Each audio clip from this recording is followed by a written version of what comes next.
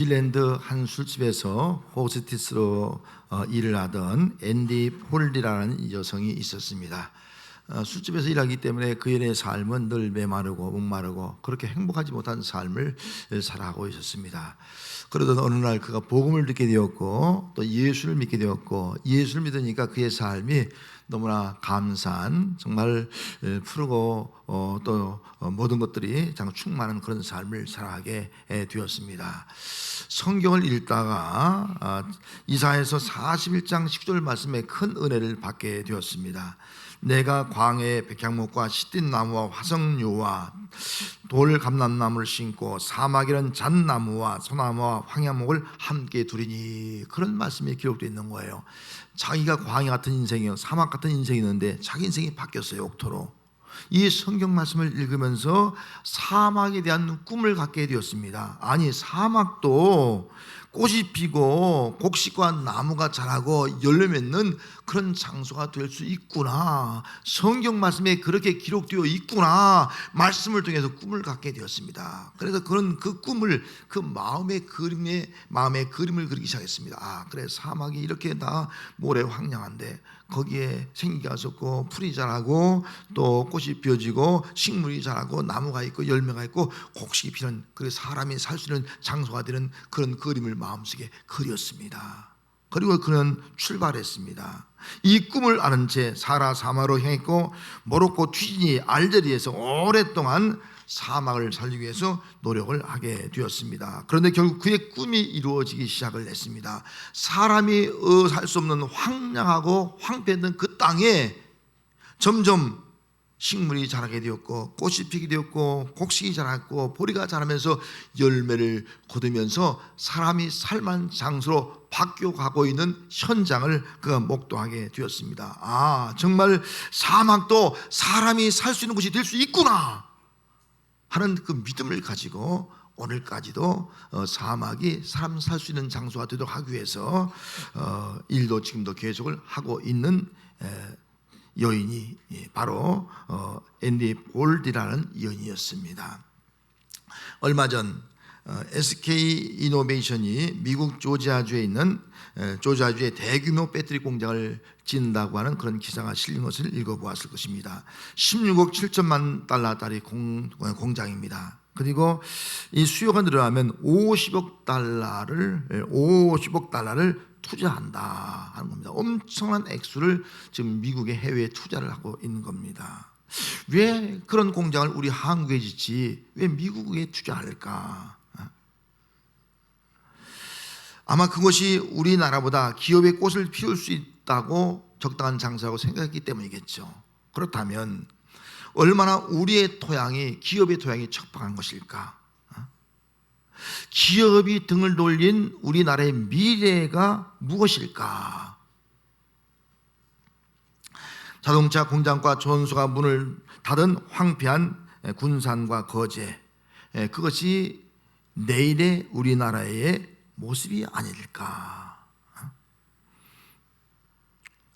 가게가 한 곳 건너 한 가게가 문을 닫는 현실, 그렇게 많은 트럭들이 다니는데 트럭이 한 대도 찾아볼 수 없는 그런 광경이 되고 말았습니다.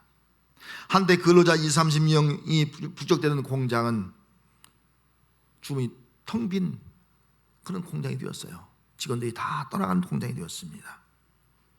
현대 중고에 납품하던 한 중소기업 사장은 수십억 들여서 들인 장비가 지금 죄다 녹슬고 있습니다. 한숨을 쉬고 있습니다.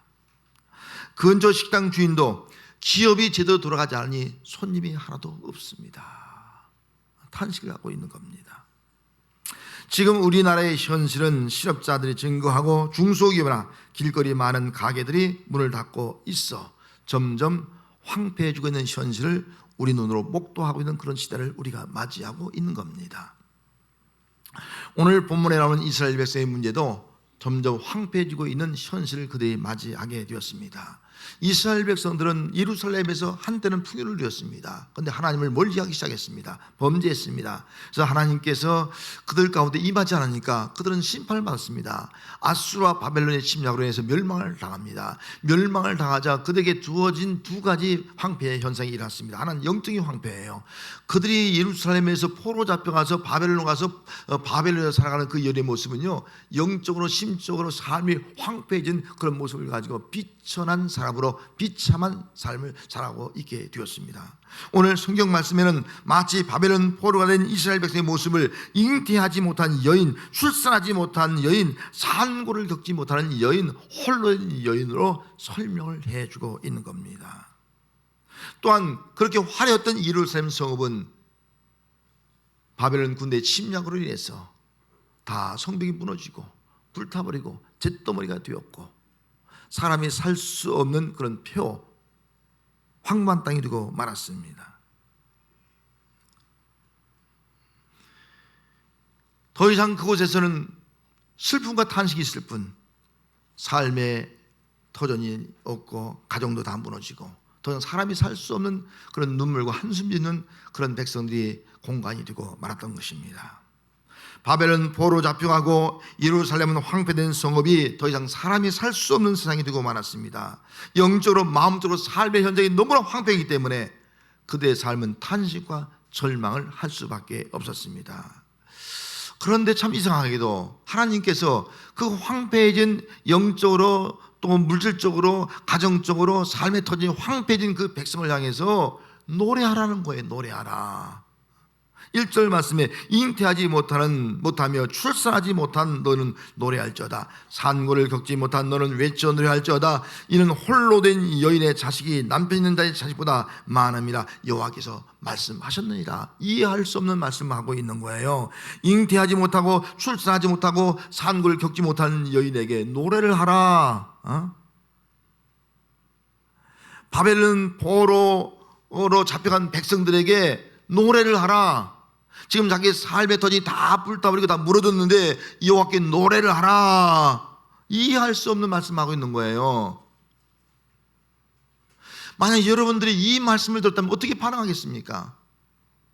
내가 포로가 되었어요. 모든 걸 다 잃었어요. 자유, 또 모든 가정 다 이산 가족이 되어지고 그 생업의 터전이 다 불타버리고 무너졌어요. 근데 노래하라. 이런 노래할 수 있겠습니까? 하나님, 내 마음이 그래도 노래할 마음이 있어야 노래하죠. 하나님, 내 마음이 그래도 풍요로한 노래하죠. 하나님, 내 삶의 터전이 그래도 견고해 노래하죠. 이렇게 영적으로 물질적으로 삶의 터전이 다 무너지고 황폐한데 어떻게 노래를 할 수 있겠습니까? 노래할 수가 없습니다. 아무리 하나님의 명령이라 할지라도 노래할 수가 없습니다. 여러분, 이런 마음 갖지 않겠습니까? 오늘 본문에 나타난 이스라엘 백성도 동일한 마음이었습니다. 아무리 하나님의 명령이라 할지라도 그 하나님의 말씀이라 할지라도 노래할 수가 없습니다. 왜 이스라엘 백성들이 노래할 수 없다고 그렇게 반응한 이유가 뭡니까? 수치와 부끄러움이에요. 수치와 부끄러움. 멸망당한 이스라엘 백성들은 수치와 부끄러움 때문에 얼굴을 들 수가 없는 거예요. 창피해서 부끄러워서 어디 고개를 들 수 없는 거예요. 가정이 다 흩어지고 바벨론 포로 잡혀갔습니다. 남의 노예가 되었습니다. 자유와 기본권들이 다 상실돼 살아갑니다. 창피해서 부끄러워서 얼굴을 들 수가 없습니다. 잔정한 노예로 잡혀가기도 하고 포로 잡혀가기도 하고요. 자기의 삶의 터전이 다 무너졌습니다. 폭삭망한 겁니다. 지금으로 말하면 재기할 수 없는 그런 자의 노예는 겁니다.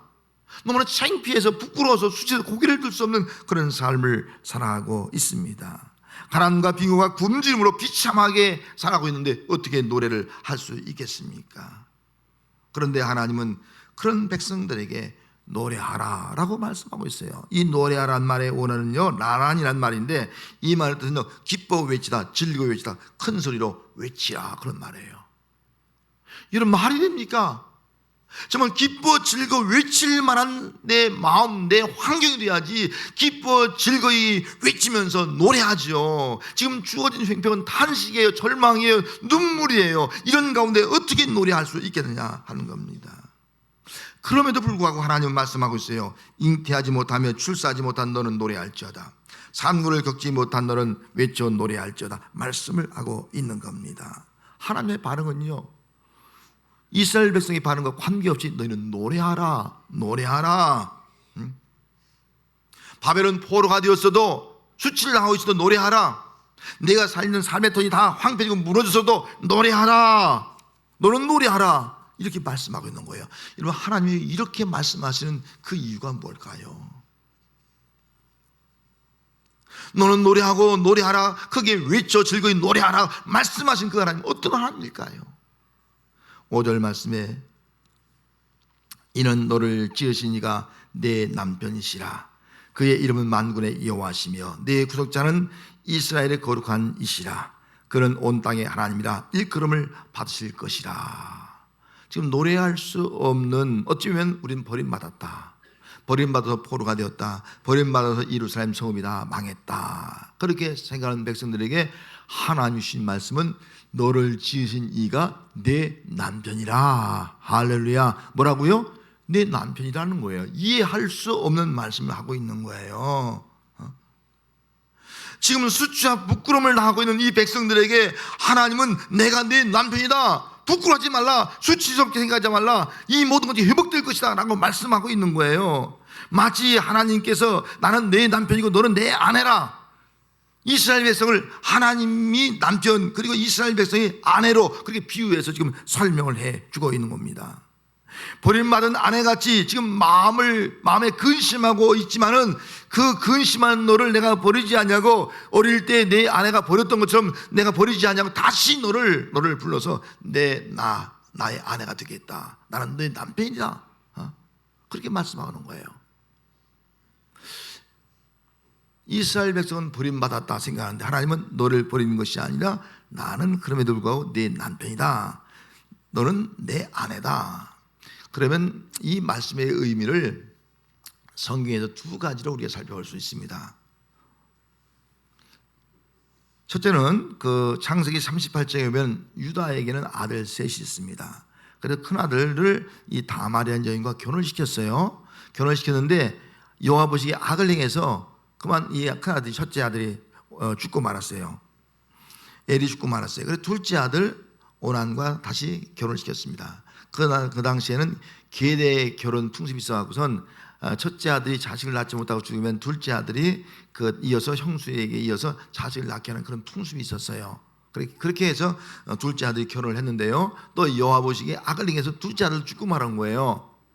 그럼 셋째 아들 하나 남았는데 이거 결혼시켰다가 자기 아들이 죽을까 불안한 거예요. 유다가, 아버지가 불안하니까 다말을 불러서 이렇게 말합니다. 너는 수절하고 내 아버지 집에 가 있으라, 내 아버지 집에 가 있으라, 그렇게 말합니다. 어디가 있으라 그랬어요? 내 아버지 집에 가 있으라, 그렇게 말한 거예요. 룻기 1장에 보면 나오미가 예루살렘에 흉년이 들었습니다. 그래서 흉년을 피해서 모압 지방으로 갔습니다. 남편과 두 아들 데리고 갔습니다. 그런데 모압에 살면서 두 아들을 결혼시켰습니다. 모압 여자와 결혼을 시켰습니다. 그리고 살다가 정말 불행이 닥쳤어요. 남편이 죽고 두 아들이 죽고 말았습니다. 더 이상 모압 땅에 살 그런 여력이 없어서 그런 참다운 비참한 심령 가지고 이제 베들레헴으로 고향으로 돌아올 때에 두 며느리가 따라옵니다. 그때 며느리에게 이렇게 말합니다. 너희는 각각 어머니 집으로 돌아가라. 어디로요? 어머니 집으로 돌아가라, 그렇게 말합니다. 그러면 두 가지 차이 있어요. 하나는 아버지 집에 가 있으라, 하나는 내 어머니 집으로 돌아가라. 이 말의 차이가 뭡니까? 아버지의 집으로 가 있으라는 이 말의 의미는 너는 내 아내고 며느리다, 너를 버리지 않았다, 때가 되면 내가 다시 너를 부를 것이다 라고 하는 의미를 가지고 있는 겁니다. 어머니 집으로 돌아가라, 이 말씀은 너는 내가 자유함을 얻다니, 이제 어머니의 집에 가서 내 마음대로 살아라, 내가 다시 재혼을 해도 되고 다시 출발해도 된다, 내 마음대로 살아라, 우리의 관계는 이제 끝난 것이다, 그런 의미를 가지고 있는 겁니다. 그러면 이스라엘 백성에게는 하나님께서 내 아내라 그렇게 말씀하신 이유가 뭐예요? 잠시 버리지만 넌 내 아내라, 이 말씀은 뭐예요? 아버지 집에 가 있으라, 그런 말이에요. 아버지 집에 가 있으라, 이 말은 내가 너를 잠시 버렸지만 영원히 버린 것이 아니라는 거예요. 여전히 너는 내 아내다, 내가 사랑하는 사람이다, 내가 너를 다시 부를 것이다, 그래서 너의 삶을, 수치스럽고 부끄러운 삶을 다시 회복시켜 줄 것이다 라고 지금 말씀을 하고 있는 겁니다. 그래서 6절 말씀에 여호와께서 너를 부르시되 마치 잠시 버림받아 그 근심하는 아내같이, 그렇게 말씀했어요. 너를 버렸지만은 잠시 근심하는 아내가 되었지만 내가 너를 다시 부를 것이다. 지금 바벨은 포로가 되어서 나는 버림받았다, 예루살렘 성읍이 다 자기 삶의 턴이 다 망가지고 다 부서져서 우리 삶은 끝났다, 버림받았다, 이렇게 생각하는 사람들에게 하나님이 나는 너의 남편이다, 내가 다시 너를 부를 것이다, 내 아내로 다시 삼아줄 것이다, 아니 변치 않고 너는 여전히 내 아내다, 다시 부를 것이고 너의 수치와 부끄러움을 다 회복시킬 것이고 바벨은 포로에서 회복시킬 것이고 다 무너진 성읍도 다시 회복시켜 줄 것이다, 이제 사람 살 것이 되게 하리라.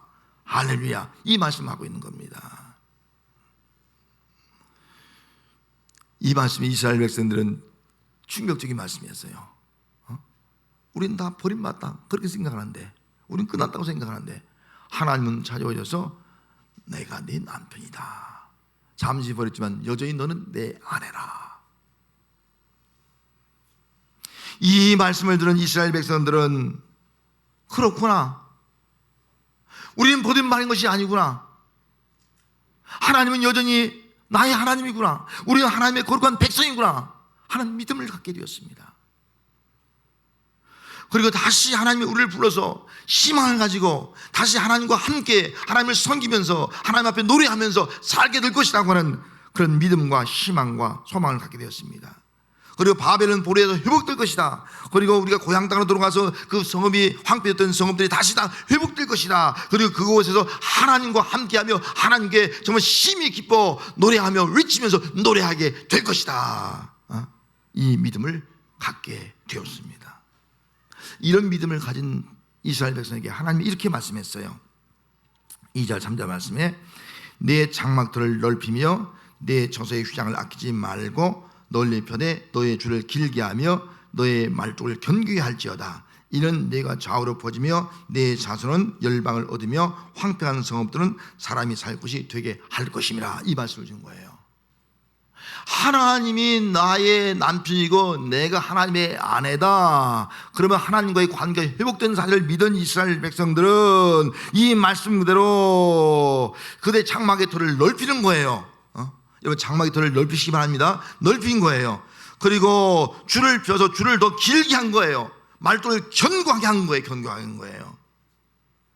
남편인 자의 자식보다 더 많게 하며 내 자녀이 더 번성하며 또 열방을 얻게 되며 그곳이 사람이 살 곳이 될 것이라는 그 믿음을 가지고 그들이 살아가게 되었다는 겁니다. 그 믿음대로 회복되어지고 그 믿음대로 그들이 포로에 돌아와서 예루살렘에서 하나님을 노래하는 기뻐 즐거이 외치는 역사가 나타나게 된 줄로 믿습니다.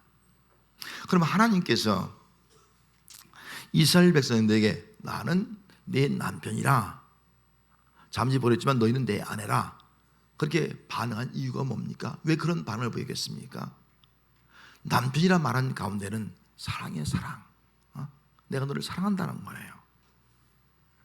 7절 8절 말씀에 이렇게 기록하고 있습니다. 내가 잠시 너를 버렸으나 큰 궁일로 너를 모을 것이요 내가 넘치는 진노로 내 얼굴을 잠시 내게서 가렸으나 영원한 자비로 너를 긍휼히 여기라. 내 구속자 여호와께서 말씀하셨느니라. 하나님께서 이 버림받았다고 생각하는 백성들에게, 포로가 되고 황폐한 성읍이 되었다고 절망하고 있는 그 탄식하고 있는 그 백성들에게 나는 내 하나님이라 말씀하신 이유는 하나님의 사랑이에요. 그 하나님의 사랑을 오늘 성경에 두 가지로 표현하고 있어요. 먼저는 큰 궁이라는 단어로 쓰고 있고요, 하나는 영원한 자비라는 말로 쓰여지고 있습니다. 이 궁이란 말은 람이라는 말이에요. 람이란 말은 어머니가 아기 엄마가 태아를 품은 거예요. 아기 임신한 거예요. 이 뱃속에 태아가 있는 거예요. 이 태아는 엄마에게 전적으로 달려있는 거예요. 엄마는 이 태아를 위해서요 돌보는 거예요. 키우는 거예요. 그 태아를 잘 태속에서 양육시키는 거예요. 교육시키는 거예요. 그래서 그 태아가 뭐예요? 정상적인 아기로 출산하는 거예요. 이것이 바로 엄마의 사랑이 아니겠습니까? 하나님께서는 이스라엘 백성은 지금 버림받은 것 같지만은 버린 것이 아니라는 거예요. 내가 너를 사랑한다는 거예요. 너를 지금 품고 있다는 거예요. 너희들 바벨은 포로가 되었지만 내가 너를 품고요 새로운 하나님의 백성으로, 정말 복된 하나님의 백성으로, 거룩한 하나님의 백성으로, 하나님 앞에 기쁨이 드는 백성으로 다시 만들겠다.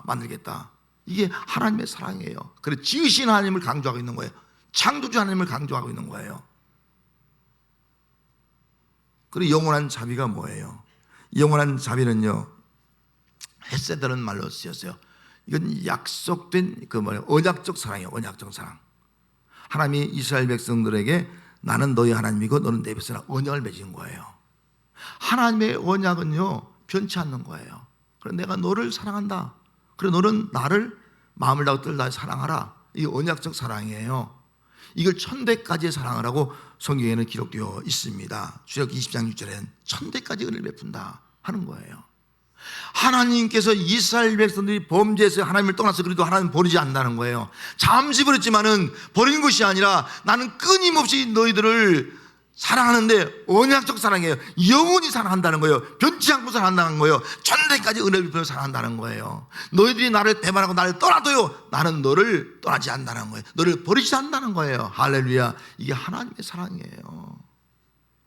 여러분, 정말 우리의 힘든 일을 당할 때 하나님의 사랑을 우리는 느껴야 됩니다. 하나님은 내가 너를 사랑한다고 우리에게 말씀하고 있는 거예요. 그 사랑이 바로 람, 긍휼이에요. 긍휼. 큰 긍휼로 우리를 사랑하는 거예요. 그래서 우리를 새로운 백성으로 만들어가는 거예요. 이게 하나님의 사랑이라고요. 하나님의 사랑은요, 영원한 사랑이라고요. 언약적 사랑이라고. 한 번 우리를 택하면요, 영원히 버리지 않는 거예요. 우리가 범죄하고 타락하고요, 우리가 다 망한 것 같아도 우리를 버리지 않는다는, 다 회복시킨다는 거예요. 이것이 바로 자비예요. 자비. 예? 여러분, 하나님의 큰 긍휼과 영원한 자비가 함께하는 성도가 되시기를 바랍니다. 이스라엘 백성들은 이것을 통해서 깨닫게 된 거예요. 깨닫고 나서 잉태하지 못하며 출산하지 못한 너는 노래할지어다, 상고를 겪지 못한 너는 외쳐 노래할지어다. 이 말씀을 듣고 나서 이제 우리가 노래할 이유가 여기 있구나. 하나님이 나의 남편이 되니까 여기 내가 노래할 근거가 있구나. 그래, 하나님이 나에게 큰 긍휼을 베풀고 영원한 자비를 베풀어서 회복시켜 주니까 우리가 노래할 수 있구나. 이 놀라운 사랑으로 인해서 그들이 하나님 앞에 기뻐 노래를 하게 됩니다. 만물을 지으시고 우리를 지으신 하나님, 우리를 지으신 하나님 노래하는 거예요. 하나님은 천지 만물을 지으신 하나님이에요.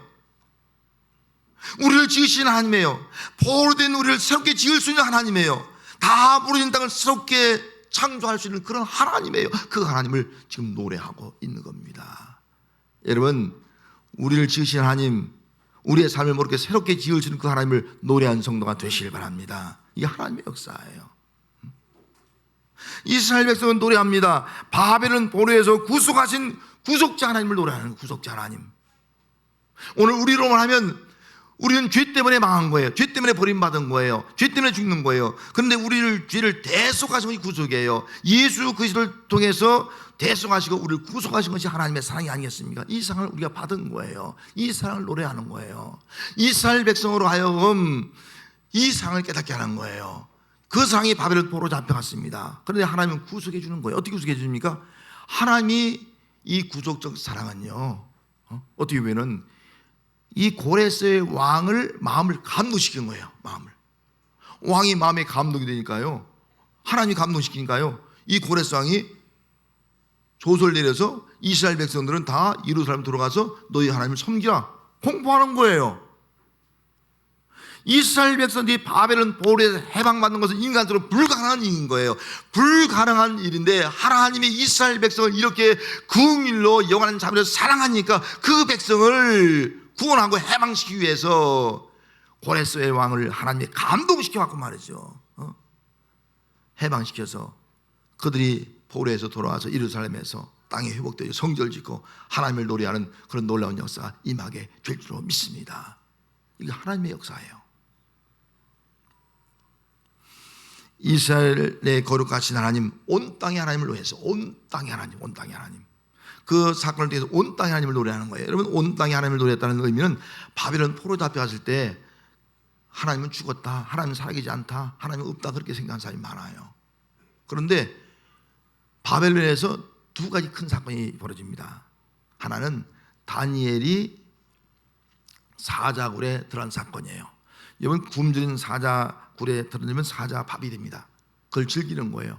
근데 사자굴에 던졌는데 이 맹수 사자가 다니엘에게 꼬리치며 노는 거예요. 기적인 거예요. 어떻게 이런 일이 일어날 수 있겠습니까? 다니엘의 세 친구가 큰 금심상을 만들어 놓고 두랍병지에서 다 절을 하라는 거예요. 모두 사람이 절하는 거예요. 다니엘 세 친구 사드락 메삭 아벳느고는 절하지 않는 거예요. 왜 절하지 않느냐? 지금이라 절하라. 늦지 않았다. 그때 그 세 친구가 말하면 우린 절할 수가 없습니다. 하나님은 살아계신 하나님입니다.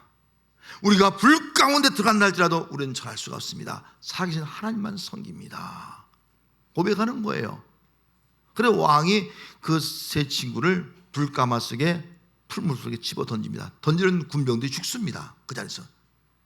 그런데 불 속에 던지고 났는데 놀라운 것은 세 사람인데 네 사람이 걸리는 거예요.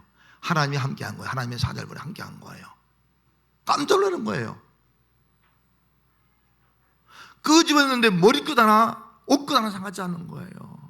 그때 이 바벨론 왕이 말합니다. 사드락과 메삭과 아벳느고의 하나님을 찬양하라. 그 하나님을 찬양하라. 우대하신 하나님이다. 살아계신 하나님이다. 온 백성들이 조소를 내는 거예요. 다니엘 이 세 친구의 하나님을 찬양하라고 온 백성이 공포하는 거예요. 이 사건을 통해서 하나님은 온 땅의 하나님, 이스라엘 백성의 하나님만이 아니라 그 당시 바벨론이 온 땅을 정복했으니까 온 땅의 하나님이 드러난 거예요. 여러분 믿습니까? 하나님은 온 땅의 하나님인 줄 믿습니다. 온 땅을 통치하시는 하나님이라는 거예요. 이 하나님을 노래를 했습니다. 올해로 우리가 6.25 전쟁 69년을 맞이하고 있습니다. 이 땅의 자유와 평화를 위해서 목숨을 바친 순국천열과 애국지사의 희생을 우리는 잊지 말아야 할 것입니다. 6.25의 남침으로 말미암아 우리는 분단의 아픔을 겪게 되었고 이산 가족이 형성되었고 또 이 땅에는 수많은 전쟁으로 인해서 파괴되고 폐허가 된 상태에서 6.25 전쟁이 이 결과가 우리에게 주어지게 되었습니다. 저도 이런 데 말씀드렸지만 우리 부모들이 북한에 아버지, 할아버지, 할머니만 남겨두고 아버지 삼형제가 피난 나왔죠. 이산 가족이 되었고 아무 땅덩이 하나 없습니다. 피난 나오니까 피난민 수용소에 거제도 갔습니다. 그리고 거제에 있다가 온양으로 피난민 수용소를 옮겼습니다. 저도 그래서 온양에 있는 피난민 수용소에 태어났습니다. 저도 피난민 그 죽을 먹고 살았습니다. 어렸을 때 기억이 좀 나요. 그래도 거기서 5살 때까지 있었으니까. 이게 우리 현실입니다. 6.25의 전쟁으로 정말 참담하고 피폐해진 이 땅이 어떻게 복을 받았습니까? 이 땅에 복음이 들어왔습니다. 교인들은 그 피폐한 땅에서 북한에서 피어난 저희 부모 세대들이 다 우리 부모들도 다 장로님 권사님들이에요. 눈물로 기도합니다. 눈물로 기도하고 복음을 가지고 전도하고 했더니 하나님께서 한국교회 부흥을 시켜서 한국교회가 1000만이 넘는 사람이 예수 믿는 그런 역사들이 나타나지 않습니까? 복음의 역사가 나타나면서 한국이 얼마나 축복하는지 말이죠. 경제에 놀라운 경제 대국으로 성장하는 역사가 임하는 그런 기적이 일어났습니다. 하나님의 축복인 줄 믿습니다. 하나님의 축복이 이루어진 거예요. 근데 오늘 우리가 사는 시대가 지금 어떻게 하고 있습니까? 우리나라는 영적 부흥과 함께 경제 부흥이 일어났습니다. 그런데 오늘 우리 현실은 영적 침체와 함께 우리나라도 침체되어 가고 있다 하는 겁니다. 교인들의 뜨거운 기도와 신앙의 열정이 식어져 백성들이 하나님을 떠나는 삶을 살아가고 있고 이 시대가 하나님이 없는 시대를 살아가고 있습니다. 물질주의, 이기주의, 정치적 대립, 그래서 국민들은 고통을 당하면서 청년 실업이 늘어나고 기업이 파산되고 소상공인들이 가게에 문을 닫고 국민들의 삶의 터전이 좀 더 황폐해져가는 이런 시대를 맞이하고 있는 겁니다. 어제 신문에 보니까요, 한국보건사회연구원에서 발표한 거예요. 설문조사에 방송한 거예요. 국민 10명 중 7명이 오늘 우리나라 청년들이 불행하다 그렇게 생각한다는 거예요. 설문조사 내용 보니까요, 행복하다가 26.6%고요 불행하다가 73.4%예요 어른들이 생각할 때 이 땅에 있는 우리 젊은이들이 불행하다는 건 불행하다. 왜 그렇습니까? 우리 젊은이들의 미래가 없는 거예요. 우리 젊은이의 삶들이 황폐해지고 가고 있는 이런 시대를 우리가 살아가고 있다 하는 겁니다. 국민들은 힘들어서 살 수 없다고 아우성 지르고 기쁨의 노래를 부를 수 없는 그런 세상이 되어가고 있다는 겁니다. 그러나 바로 지금이 바로 우리 성도들이 영적 부흥을 이루어서 민족의 동반자가, 우리 베드로 민족의 동반자가 되어질 때라는 겁니다. 성도는 우리 교회가 창립 18주년을 맞이했습니다. 부흥은 또 하나님의 은혜입니다. 성도들의 기도와 복음 전도로 인해서 부흥이 되었습니다. 하지만 한국교회 침체가 우리 교회도 지금 정체 상태에 있습니다. 또 우리나라 경제도 지금 정체 상태에 있습니다. 힘든 가운데 있습니다. 이런 가운데 우리가 하나님의 음성을 듣길 원합니다. 하나님은 여러분들에게 말씀하고 있습니다. 나는 내 남편이라. 나는 내 남편이라. 잠시 너를 버렸으나 내가 너를 사랑한다. 믿습니까? 내가 너를 사랑한다. 큰 궁유로 너를 사랑한다. 영원한 자비로 너를 사랑한다. 이런 이 음성을 들을 수 있길 바랍니다. 이 음성이 들려질 때 우리는 믿음을 갖게 되고 행복을 받게 되고 희망을 갖게 되는 겁니다. 그래, 내 남편 되신 하나님, 만물을 지으신 하나님께서 내 삶을, 우리의 가정을, 내 삶의 도전을, 이 민족을 새롭게 조성해서 과연 사람이 살 곳이 되게 하셔서 그 장소에서 크게 외쳐 기쁨으로 노래하는 역사가 우리와 우리 교회와 이 민족 위에 나타나야 될 줄로 믿습니다. 기도하겠습니다.